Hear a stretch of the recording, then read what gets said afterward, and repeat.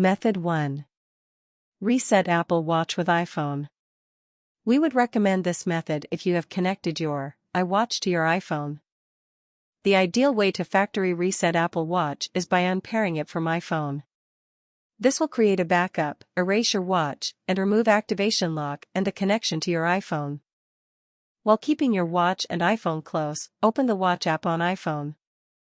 Choose the My Watch tab at the bottom, then tap All Watches in the top left corner.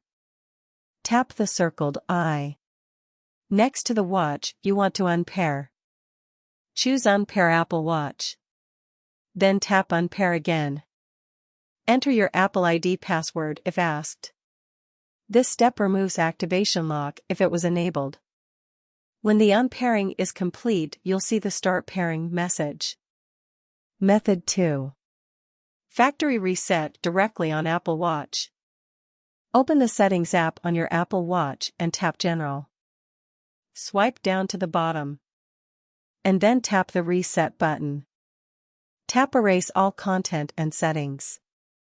If you're using a passcode, enter it when prompted. Swipe down and tap Erase all. I hope this tutorial has helped you. Please subscribe for more such videos.